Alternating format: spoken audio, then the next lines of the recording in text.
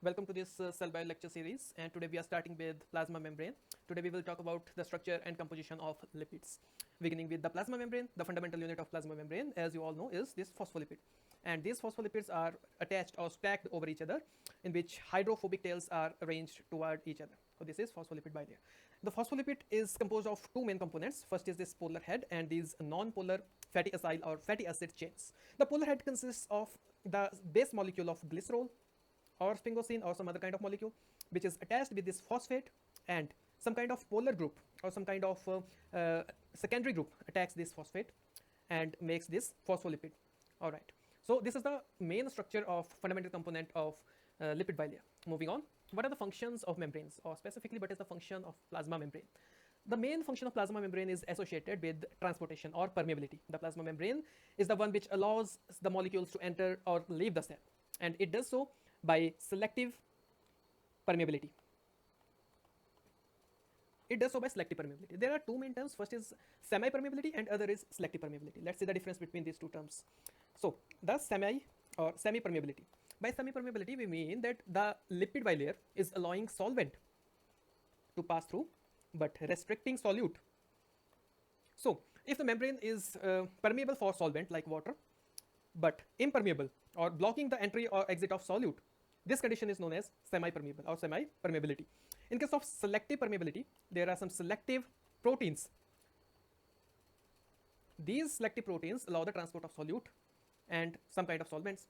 For example, here you can see this transporter or this transporter protein is allowing the transfer of this carbohydrate. For example, this is glucose. It is allowing the intake of glucose inside the cell. All right. So this is selective permeability. Maybe it will not allow the intake of mannose or other kind of solute. Here, this channel, it is allowing the intake of potassium ions. Maybe it won't allow the intake of chloride ions. All right, this is selective channel which is made up of proteins. Here, this channel, it is allowing the exit of sodium ions from the cell. So this is the main function, which is transport of molecules. The molecules may have different nature, and membrane may have different selectivity. Membrane may have different proteins for intake and outlet of these molecules. All right, some other functions. Membrane acts as a boundary or permeability barrier. All right, this membrane is separating these two cells from each other. This is cell A, this is cell B. The one which is separating these two cells is plasma membrane or cell membrane. It is allowing the compartmentalization. The biological membranes, I'm not talking specifically about plasma membrane, but the biological membranes are the ones which makes compartments inside the cell. All right, this mitochondria is membrane bound, double membranes. This Golgi apparatus is also membrane bound. Nucleus is having nuclear membrane. This endoplasmic reticulum has also this membrane. So membrane is separating or making the boundary for these organelles. It is making compartments inside the cell. This is known as compartmentalization and organization. All right, some proteins or carbohydrates on the membrane may attach these cells with each other. For example, cell A is attached with cell B with some junctions. This is also supported by plasma membrane. So cell to cell interactions. Also, if some kind of hormone is, for example, this is your GIT cell or this is your muscle cell, and you have eaten your food recently. So insulin hormone, for example, is attached to the plasma membrane receptors, which are also proteins, and initiate some kind of signaling which will tell the cell to take in the glucose, this process to start. All right, so cell signaling or signal detection, cell to cell communication, these are all the functions of plasma membranes. All right, there are many models of plasma membranes which were identified at different times. All right, we will be talking about Singer and Nicholson model, and we will not go into detail of the model but the main layout of the membrane which it suggests. So Singer and Nicholson model suggests that cell membrane is of phospholipid bilayer. So these are two polar heads, these are fatty acyl chains, and there is no difference in between these two bilayers. All right, and proteins lie in between the phospholipid pools. These are phospholipid pools and proteins lie in between these. The Singer and Nicholson gave the analogy of icebergs in the sea. All right, here you can see, consider this lipid pool as sea and this protein as iceberg. Okay, you can see this is alpha helix. All right, so this is the basic structure of plasma membrane. Now we are going to see the detailed structure of these lipids. So membrane is made up of lipids and proteins. We will only talk about lipid in this video. Lipid may be of three types. In all the organisms, lipid is mainly of three types, which is phospholipid, which is in abundance. Mostly phospholipids are present. Then on the second number there are glycolipids, and on the third number there are some sterols. In case of phospholipid, there are mainly two kinds of phospholipids present. Either it is the glycerophospholipid. The term glycero is referring to some kind of carbohydrate. Here we are talking about glycerol. And sphingophospholipid. Here the base molecule will be sphingosine. So phospholipid can be glycerol based or sphingosine based. If it is glycerol based, we call it glycerophospholipid, which is in abundance, and if it is sphingosine based, we call it sphingophospholipid, which is not that much in number. If we talk about glycolipids, glycolipids can be sphingoglycolipids with sphingosine, these are abundant, and it can be glyceroglycolipids with glycerol, these are few in number. If we talk about sterols, the most abundant sterol we talk about is cholesterol, which is present in animals. It is a planar molecule.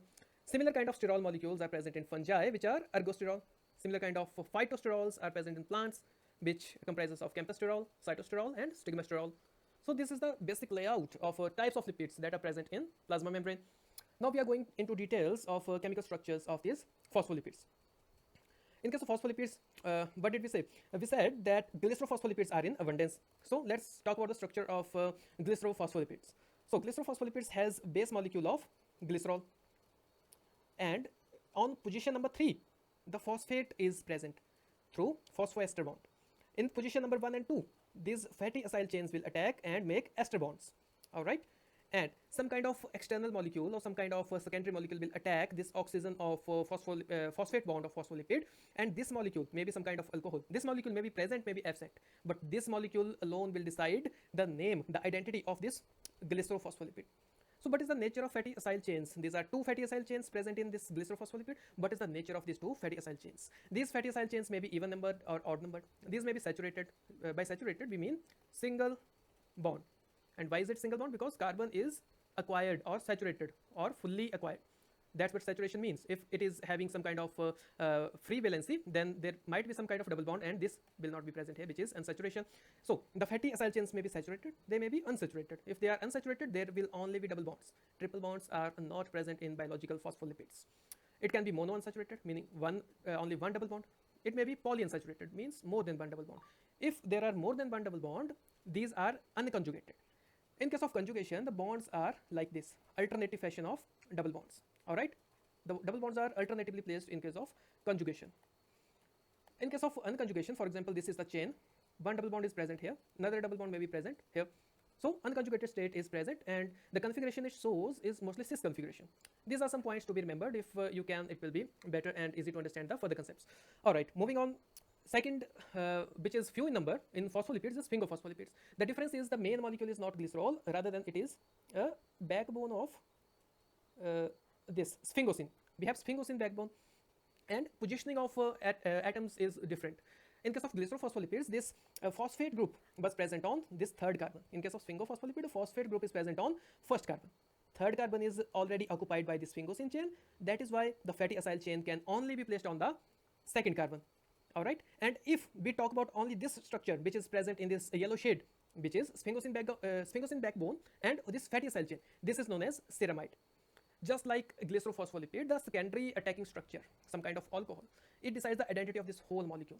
In case of glycerophospholipid, for example, this alcohol is choline, then this entire molecule will be known as phosphatidylcholine. Similarly, in case of sphingosine, if this molecule is choline, the entire molecule of this sphingophospholipid is sphingomyelin. That's how these molecules are named, on the basis of this side chain, on the basis of this side group. Moving on. Yes, I already talked about this, what kind of bonds it makes. Phosphate makes phosphoester bond because this is carbon, this is oxygen. The fatty acyl chain makes amide bond. This group decides the identity if it is sphingosine. Ceramide, but what was ceramide? Ceramide was this molecule, sphingosine along with fatty acyl chain. If we make a molecule with ceramide, with phosphate, with choline, which is this alcohol, we make sphingomyelin. All right. So this is the basic representation of how these molecules are named. These molecules are named on the basis of this side chain molecule. If it is choline, we have phosphatidylcholine. If this is ethanolamine, we say our molecule is phosphatidylethanolamine. If it is some kind of amino acid like serine, like threonine, the name will be decided accordingly. Similarly, in case of phosphosphingolipids, if it is choline, it is known as sphingomyelin. The main difference is in positioning. The phosphate is attached to third carbon in case of glycerolipids, and on first carbon in case of sphingolipids. The reason is very simple, because third carbon is already occupied in this sphingosine backbone. So only second carbon is left behind for this fatty acyl chain. So there are two fatty acyl chains on carbon number 1 and 2 in case of glycerolipid, and there is only one carbon chain or one fatty acyl chain in case of sphingolipid. So this molecule is having two chains. This is glycerophospholipid with glycerol, and if some molecule is having only one fatty acyl chain, this is a sphingophospholipid. All right, that's the main difference. moving on, we have completed the phospholipid section. Now we are studying glycolipids. First one is sphingoglycolipids, which are in abundance. The same principle is followed here as well. Okay, first let's study glycerophospholipids. Same principle, the base molecule is glycerol. The third carbon is attacked by this carbohydrate because this is glyceroglycolipids. Glycero means glycerol. Glyco means some kind of carbohydrate. And lipid means these fatty acyl chains. Alright. This carbohydrates decides the identity of this glyceroglycolipids. Similarly, in case of sphingolipids, we have sphingosine as our base side chain or base molecule. Fatty acyl chain on second carbon. Carbohydrate attacks on first carbon. This carbohydrate decides the identity of this sphingoglycolipid. Alright. If just like in previous slides, I talked about this yellow shaded portion which is having sphingosine and fatty acid, which is called ceramide. If we take this ceramide and carbohydrate, and our carbohydrate is monosaccharide in nature, this is known as cerebroside. If it is oligosaccharide, it is known as globoside.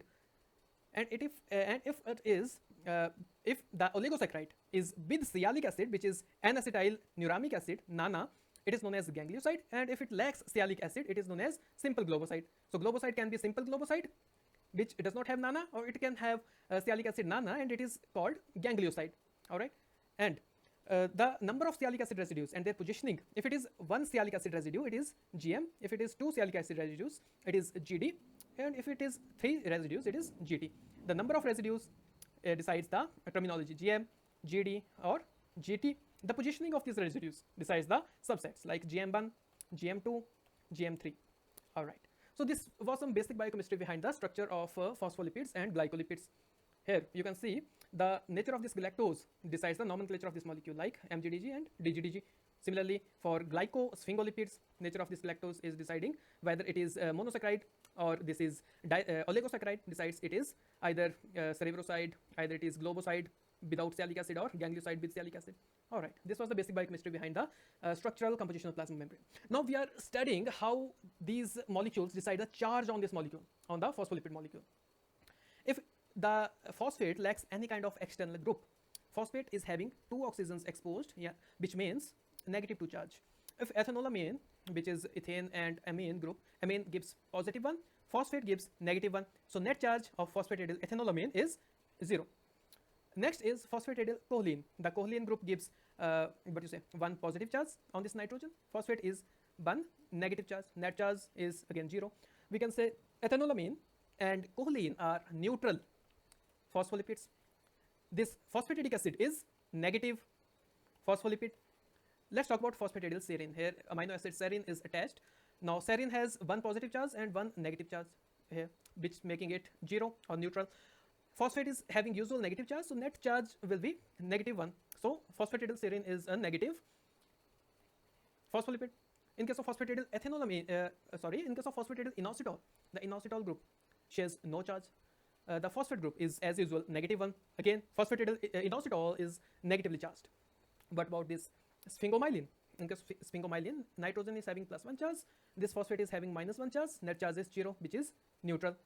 So that's how we calculate the charge, because another molecules are mostly neutral. So why are we calculating the charge on these molecules? This charge will influence where these phospholipids are placed, whether these are placed on outer leaflet or inner leaflet of plasma membrane.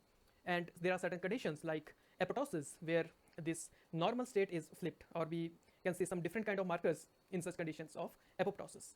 Moving on, sterols, which is third kind of molecule.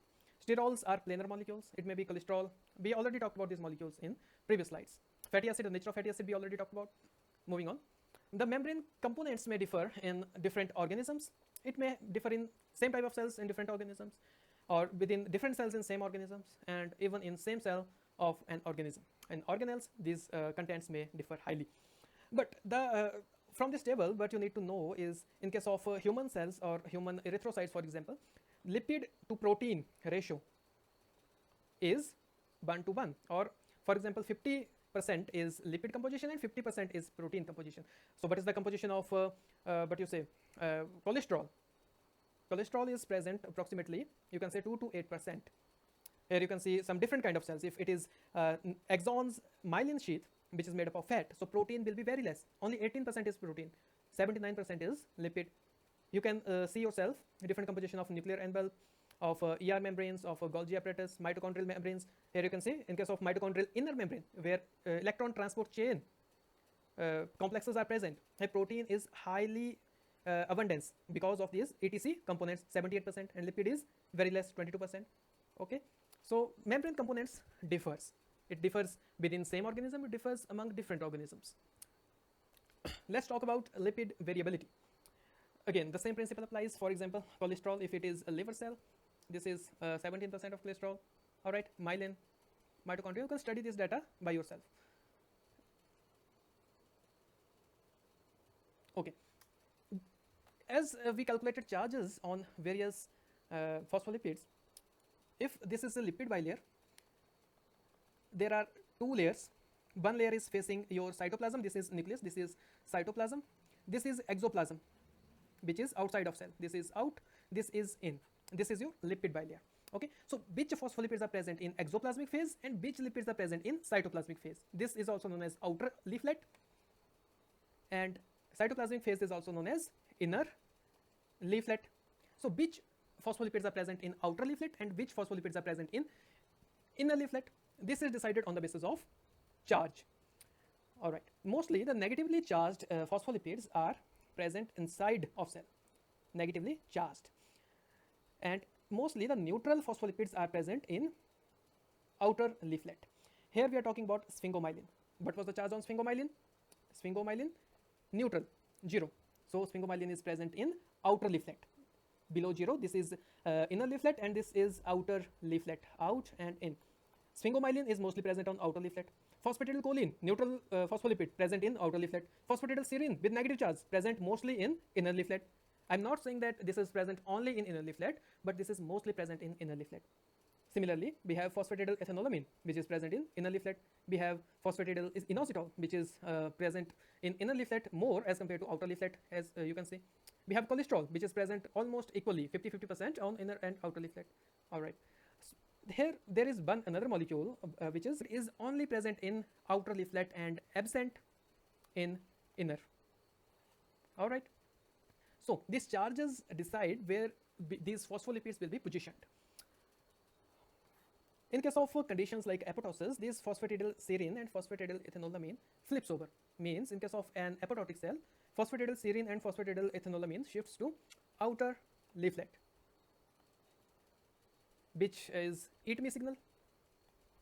That's how programmed cell death takes place, and these two phospholipids acts as markers for apoptotic cells.